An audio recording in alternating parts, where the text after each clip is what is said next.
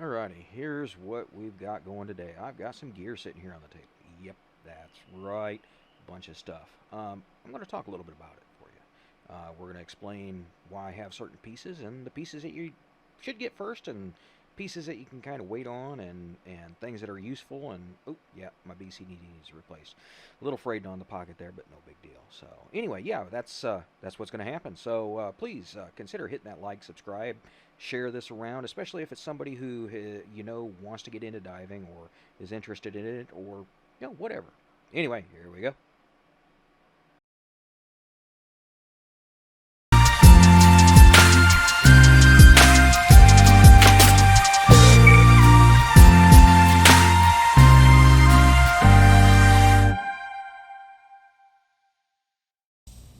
Hey, it's MuttMutt here, and a couple of days ago, I got to go do some diving. I went down to Ardmore, Oklahoma, and cleaned some trash out of the water. Dives ended it a little bit early. It's one of those things that happens. Didn't get home till almost 9 o'clock anyway, so it wasn't really a bad thing because otherwise I would have been home at about probably midnight, and that makes for a long day after you do a bunch of diving. But anyway, so what I want to do today is I want to kind of talk about diving and getting started and certain pieces of gear that you can pick up even before you actually get started diving. Okay, so one of the things for me for diving, I'm not a little guy. I'm fairly hefty, if you want to call it that. My BCD is an extra large. Let's put it at that.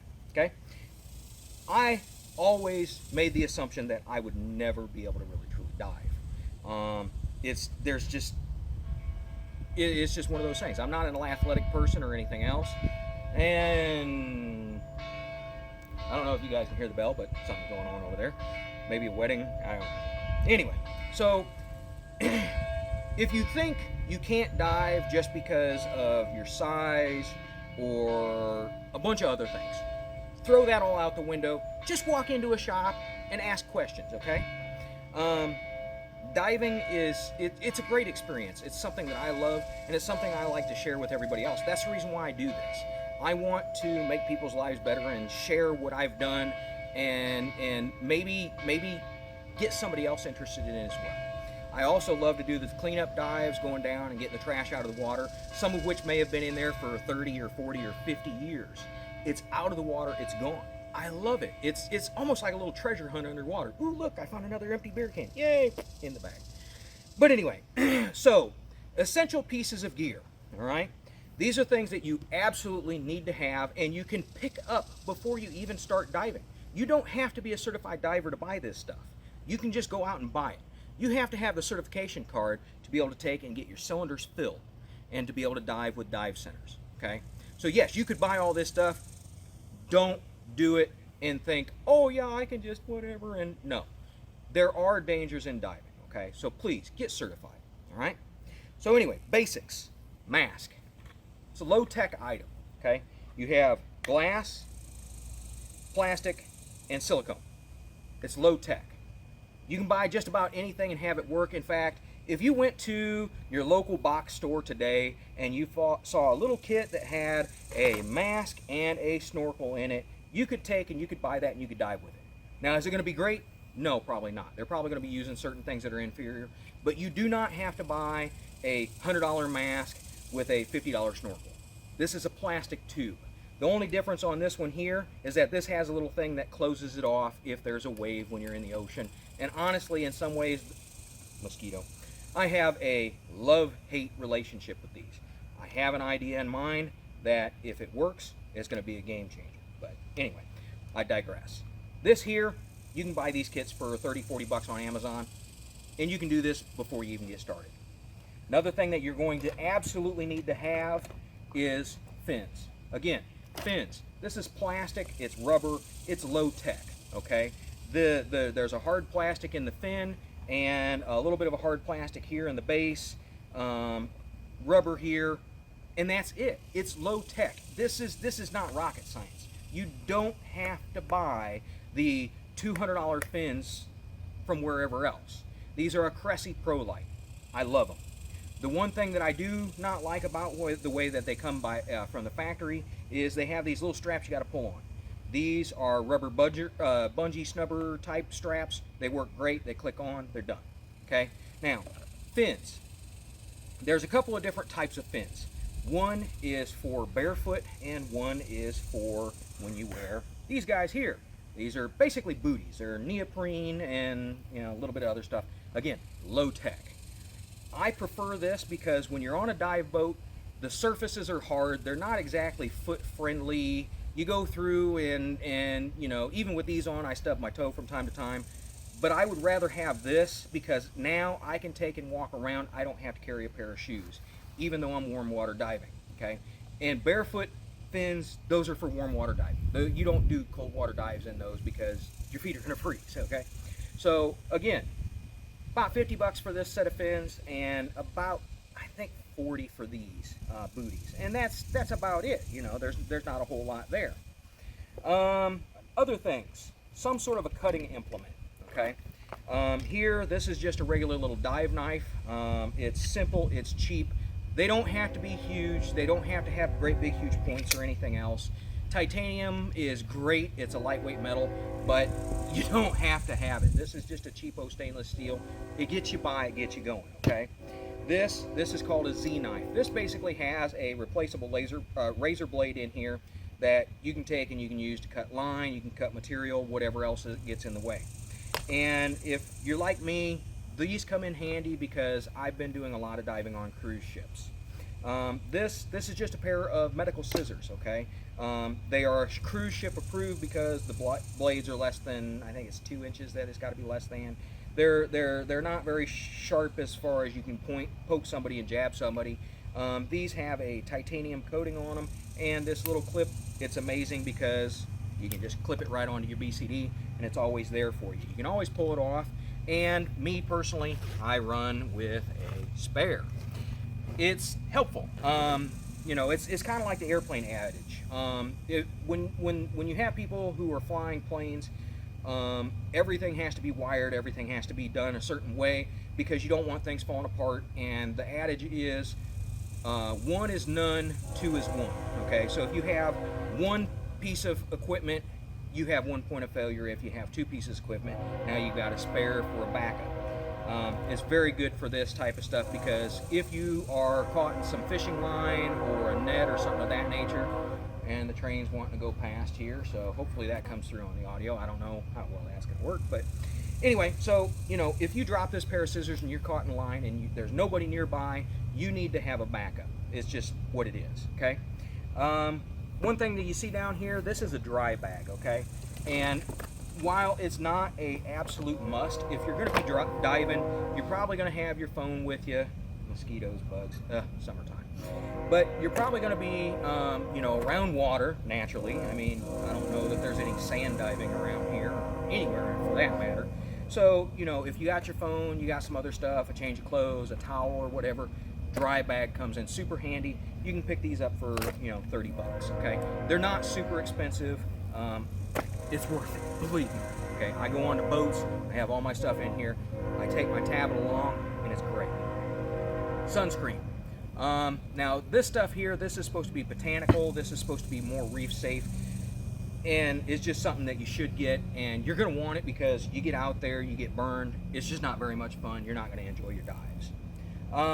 Now we start to go into, it's really nice to have, you don't absolutely have to have it. And again, that's the same with the dry bag. Mask, fins, snorkel, you have to have them. If you're going to dive, why rent it, okay? You rent 3, 4, maybe 5 times if you really went high end, and you've paid for that stuff. You can take it with you, you can take it on an airplane, you can take it on a cruise ship. It doesn't matter where you're going, you can take it with you. You're going to save, generally rental on that stuff is 25 bucks for two dives. Why do that? You can save a little bit of cash that way. Dive computer. This guy is a cheapo. This is a Mare's Puck Pro. Okay? It does not have Bluetooth. That's the reason why I call it a cheapo. They have a Pro Plus which has Bluetooth that'll automatically connect to your devices. This doesn't, but I get a little USB OTG adapter. This takes it from USB-C to USB-A. I can then take and I can plug my cable in here. I can hook my cable up to the dive computer, put it into the log mode, and it will literally just take and transfer everything over. It's amazing. I've been using e-logs or electronic logging since I started, just about. And it's so nice because I can see, you know, my levels, I can see all kinds of other stuff, I can see water temperature, I've got times. This gives me information on how long I can dive on my next dive without even pulling out a chart. It's basically become an essential piece of gear. You might as well just do it, buy it. You don't have to go super expensive. Yes, I would absolutely love to have one of the Garmin Mark II eyes with the air integration and all kinds of other stuff, but you don't have to have it. You can get by with this guy and this little guy here. I believe these are running around 200, and the cable with the adapter, you're looking at maybe 50 bucks or so. And that takes me on to something to take and put your dives on. I log my dives on my tablet. I can take and I can plug my little connector in and transfer the dives over. I use a program called DiveMe. I went ahead and paid for the high-end version, which has the ability to connect to all of the different stuff, including anything new that comes out that is compatible with DiveMe. It's worth having. If you got a cell phone, you can use that. I love my tablet because it's got a huge screen. I can see a lot more stuff. Okay. Now this is a save-a-dive kit, and this is something that kind of comes a little bit later when you got your other gear. Gloves. When I'm diving, actually, and I can show you on these guys here, there's holes in these. They've started to wear through. But think about it here. I'm taking and I'm going underwater. I'm picking up beer cans that are all frayed sometimes. Sometimes there's zebra mussels on there, among other things. They tear up your hands. Protect your hands. Don't come out of the water with bloody fingers. And if you're diving in the ocean and you end up with bloody fingers, who knows? Maybe the sharks will come by and visit and, you know, get a little hungry or something. Get a pair of gloves if you're going to be doing some dives and handling stuff. Light. People don't realize this, but when you get down to certain depths, certain colors disappear. That's the reason why when you see my videos, you're going to see that a lot of times everything is really blue and you don't see red. Red does not really exist down at 100 feet. In fact, it looks brown, okay? So, in fact, if you look on my deep dive, you can actually see where I have a still shot of that chart. The far left is supposed to be red, it's brown. Orange is brown. Green is kind of weird. And then you can see some of the other stuff like the blues and purples and things like that. But it's just what it is. So a light can be helpful, especially if you're looking into dark areas. You don't have to necessarily be taking and diving in a cave or at night to need a light. A light can be useful. So this is the basic stuff that you really kind of want to have. You know, some way to log your dives, some of the basic gear. Outside of the cost of the dive computer, right here you're looking at probably around $300 to $400. Just depends upon what kind of quality you go for. These gloves here, they're about $15 a piece, and I consider them a consumable item. They are not going to last forever. Same for the fins. The fins, they get tore up over time. They are going to break. You're going to lose something. It's just what it is. So now we take and we start going over into the higher dollar and, you know, different situations, okay? This is a regulator set. So this has a first stage and a second stage regulator, connection for my Air 2, which is also my backup regulator, and an alternative for what's called an octo. Kind of nice to have, especially if you're taking and you're renting gear. It's going to take a lot longer to take and pay these off. I bought all of my stuff pretty much used when we start to get into this area. My cylinders were new, but you know, my BCD was used. It actually needs to be replaced.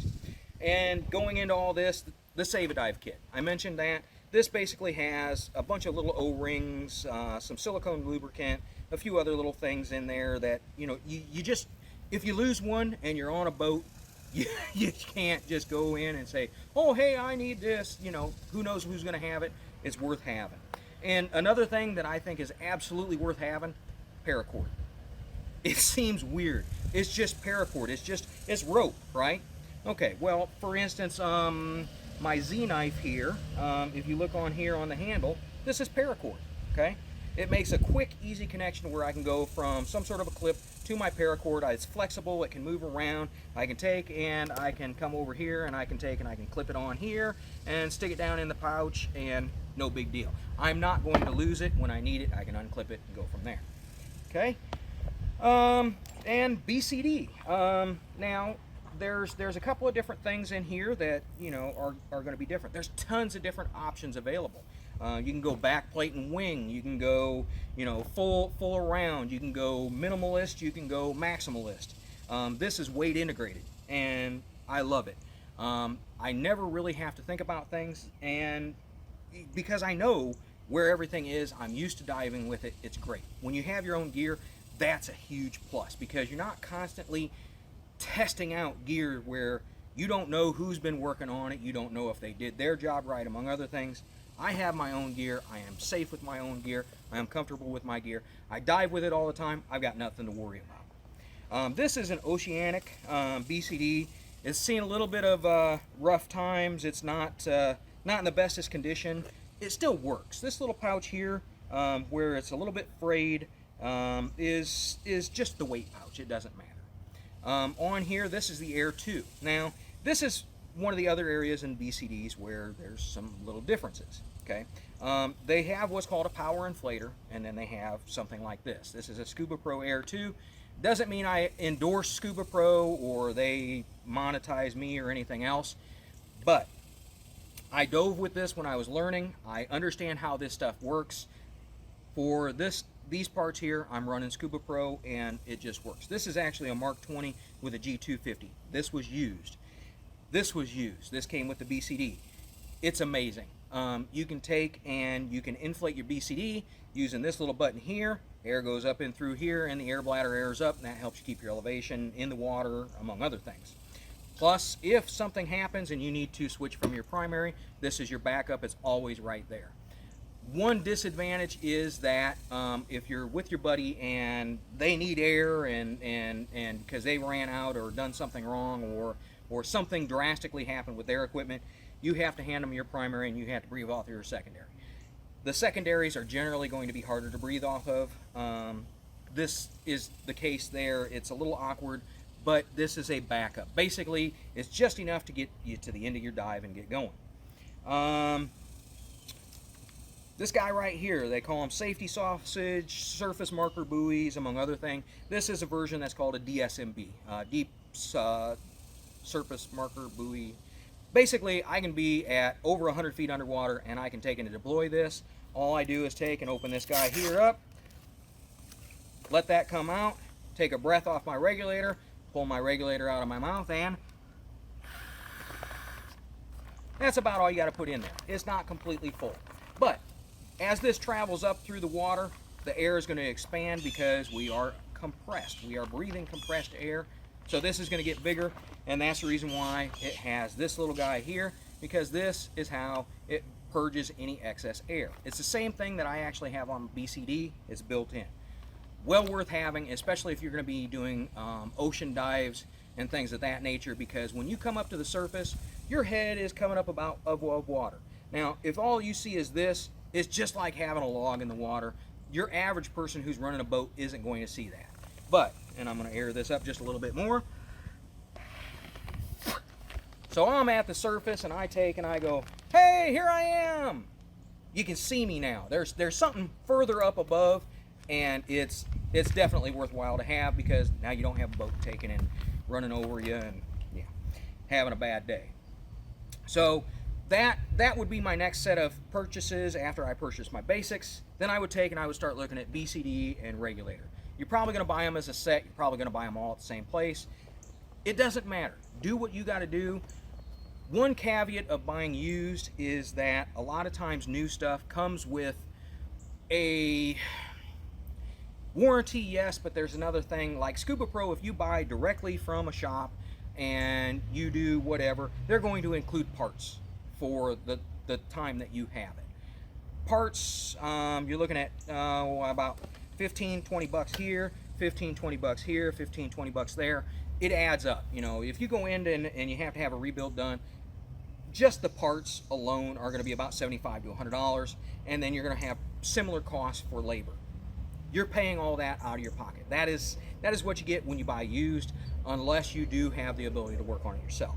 So there you have to weigh the options. You know, do you take and drop, you know, $1,200 to $1,500 on a brand new BCD and regulator set, or do you buy used and roll the dice because you don't know if it's going to be good or not?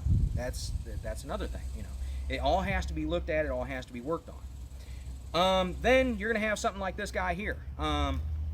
Again, paracord comes in handy. It works great for all kinds of different things. You can use it to tether just about anything to your BCD or whatever else.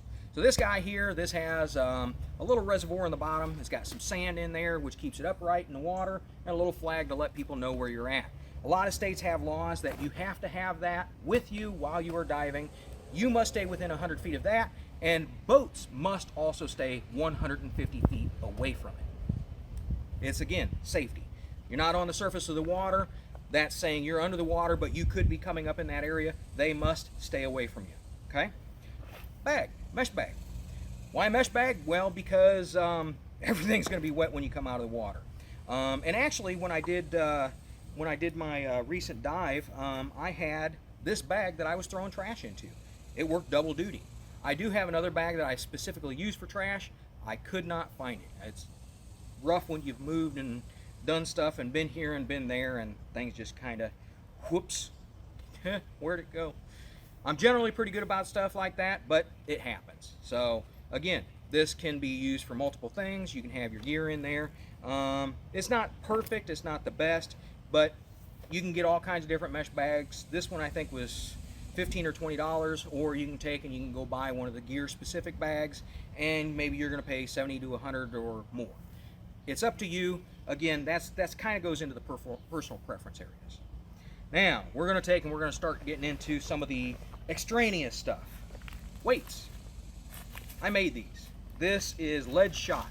I actually was at Cabela's, I believe. I picked up 25 pounds for, I want to say it was like $20 or something like that. I might have even had a discount on that. It's just one of those things. It's lead. It's heavy. It helps to hold you down. These are soft weights. It's basically just vacuum sealer bags that have the lead shot in there and are sealed up to where they don't leak. They don't release. It's great. It's great to have as far as I'm concerned, because I always have my weights. I know exactly how I'm supposed to be weighted. I don't have to be on a dive boat saying, oh, hey, I need X number of pounds, and then, oh, well, they don't have this or they don't have that, or something gets lost, among other things. Cylinder. This guy here, this is a heavy beast. This is a steel, high pressure, 117 cubic foot cylinder. Most dive centers are going to have AL80s. That's an aluminum cylinder. That's 80 cubic feet. I generally tend to get 2 dives off of this cylinder where somebody else gets 1 off of the AL80. It's just how things work out. This guy here is maximum pressure is 3442 psi. When I'm diving, a lot of times I just have them filled to 3,000, same as an AL80. I've got a ton of air there, especially if I'm diving by myself or if there's other people and I don't want to worry about having to get low on a cylinder or anything else. That's what those are for. The bad thing about these, this guy here is about $400. Every year they must be visually inspected. The visual inspection is basically they empty the cylinder out, they take a flashlight, they look down in there, they check the threads, make sure nothing's damaged, so that when it's getting aired up, then at 3,400 and some odd psi, that this thing isn't going to just let loose, and it's a requirement. It's just what it is. Then I think it's every 5 years you have to have what's called a hydro test. So basically they're going to fill this guy up with water inside of a tank. They're going to see how much it stretches out, how much it comes back, and whether those are within spec or not. If it's out of spec, the tank fails. That's it. It's done. Your investment is gone. Steel tanks very rarely fail compared to AL80s. An AL80 or an aluminum cylinder is going to probably run 15 years or so. Some will run a little bit more, some will run a little bit less. It depends upon, if somebody's been sitting there and pumping way too much pressure in there, causing other problems. But That's just what it is. These guys, these are a lifetime purchase. I've heard of some of these lasting well over 50 years. Okay, so if you plan to be diving for a while, or you have the ability to, you know, have a legacy, you have a son or a daughter, or you know, a cousin or a nephew or somebody younger than you that's probably going to end up wanting to dive at some point in time, this is something that you can hand it down to them. They can still continue to dive off of this for 20 to 30 years probably, even if you've been diving for 20 years. So, camera. These are the little things that I have for cameras. These are kind of like the old GoPros. This is an Akaso DV. It's cheap. I have a hard time taking and spending $300 and $400 and $500 on a camera because these do get lost. I actually had one camera that was on a mount very similar to this, and the mount popped and the camera went away. Again, that's the reason where I talk about, you know, paracord. You know, if you have paracord and something pops and it goes away, then you know that's one of those things. And this mount here goes around my wrist. I love it. I like the way it works. It's great for doing the trash dives. This one here is nice to a point. It will tend to float up to the surface, but you have to hold it in your hand and you're swimming along like this. You don't have your hands free, and if you're doing other stuff, they're a bit of a pain. Okay, so you know, again, fairly cheap. This camera, I believe, runs about $70 a piece, and then you buy a micro SD card for, I don't know, I buy 3 packs of 64 gig ones for about 20 bucks. So not anything super expensive. Light again, I should have put that over there. Then we go into this guy here. Now this guy here, this is called a pony bottle. This is a 19 cubic foot aluminum cylinder with an old antique on it. That's right, antique. This is a Scuba Pro Mark V, and this is a Scuba Pro 109. Antique. Did I say that? Built in the 1970s. In fact, they didn't even serialize the first stage. They only serialized the second stage. This one, the serial number is 3906458. So if you look it up, you can figure out approximately when it was made. I believe this one was made in around 75 to 79, somewhere in there. So it's as old as, if not older than I am. Okay, it's been used. It's done a lot of different stuff, but it still works. And that's amazing about this stuff, because this guy here, they don't make it like this. This is all metal except for this little piece here, this piece here, this piece here, and the O-rings inside. That's it. It's metal. It's going to last a long time. That's the reason why I've ran the Mark 20 first stage. It's pretty much all metal inside. There's not even any diaphragms. It works great. It lasts, and it just keeps on going. Little cheapo gauge here that I had. Actually, it came with my original BC, or not my BC, my regulator set, or I bought it separately. I can't remember. It's not exactly perfectly accurate, but for a pony bottle, by the time I'm on the pony bottle, I'm bugging out. Okay, this is the bottle that this is your last resort, especially if you're diving alone, and it's just you're getting up there, you're getting out of there, and that's it. You know, you've had a problem with your main cylinder or your primary. And again, like I said, the adage of 1 is none and 2 is 1. Okay, well, there you go. You know, I have 2 first stage regulators. I have 3 second stage regulators. I have 2 gauges for 2 cylinders. I'm covered if something acts up with my primary. And this is actually something that you have to have if you start doing solo diving. You have to have your backups available. Okay? And then one other thing here, this guy here, this is a mask for CPR. I am rescue certified, and one of the things that I had to go through, and I was already previously certified for CPR, but you know, CPR. This is just a little disposable piece of plastic with a valve in it, so that you can take and you can potentially try and save somebody's life. I have performed CPR on a person before.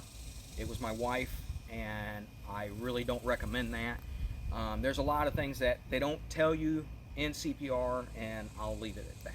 So anyway, you know, I really truly want to make things better for other people. I believe in thinking outside the box. I believe in doing a lot of different things. This pony bottle, this is all made by me. This piece of harness here, this is a piece of basically fireman's hose. It's a tubular protector with some hose clamps underneath, and then I have a piece of paracord here that goes around the top. This can clip onto my BCD. I'm good to dive. I've got all my equipment with me. And this is pretty much all the stuff that I travel with, minus the cylinder when I go on the ships, because these things are heavy. This is 58 pounds, I believe, empty, and then when they're filled, they actually gain another 8 pounds. I like it because at the end of a dive with an aluminum cylinder, that cylinder is actually positively buoyant. It wants to float up. There, again, is 7 to 8 pounds of air inside of these things. It's hard to imagine that air has weight, but it does, believe me. That's the reason why at sea level we are under approximately 15 pounds of pressure. There's 15 pounds of air from you all the way up to the upper atmosphere. And that's pushing down on you, okay? So again, that air gets compressed. It does have weight. It will add air, or it will add weight to you. And AL80 or, and other types of aluminum cylinders, they will positively pull you up. So you actually have to start the dive with more weight than you would actually think is necessary. With this guy here, I don't have to do that. It's great. I love it. But again, much heavier. This guy here, fully filled up, you're looking at almost 70 pounds, where an AL80, you're probably looking at 30, 35, probably half the weight. The disadvantage, again, is that it's going to be pulling you up to the surface if you don't have the correct weights on there. So anyway, I hope this is a good overview and some information for people to, kind of get the idea and get started if they actually want to do it. I highly recommend it. You don't have to be a super strong swimmer. The only test that you really have for as far as swimming is that you have to be able to tread water for 10 minutes. Basically, you sit in the pool and you do a back float. You kick back, you relax, and you just chill. You're on the surface for 10 minutes. You didn't drown. Yay, you passed. They do have one other thing that involves swimming, and you go back and forth a little bit. There is no timing on that. You can take whatever amount of time you want. You're not supposed to take breaks during it. I've seen people pass who have to a little bit. It's just what it is. So anyway, again, I hope this is helpful. I would love to continue doing this type of stuff. I want to keep showing people different things that are out there. I plan to continue doing videos as much as I can. I hate editing video, but I'm doing my best to keep things up, keep things going, along with taking and trying to redo all kinds of other stuff. I've got my little garden in behind me. Over here you probably see there's a little project, which is basically a compost bin that I'm setting up, and it kind of got set on the wayside because I've had other things going on. But as much as I can dive and as much as I can get video out, I'm going to try and continue to do that. Please take and consider throwing out a like, subscribe, among other things. If you take and you check out my my recent video where I was down at Ardmore, Oklahoma, I actually found an Air Jordan hat. It's a youth size. They retail about 30 bucks. This thing is almost brand new. It's still got the sticker on it. It was probably underwater for maybe a month. I'm going to give that away to somebody out there who's interested in it if I take and get 200 likes on my recent dive video, which there is going to be a link in the description and possibly up in the corner there for you guys. Okay? So anyway, thanks very much. Thanks for stopping by, and I am out of here. Get out there, do something fun, and do good things, right?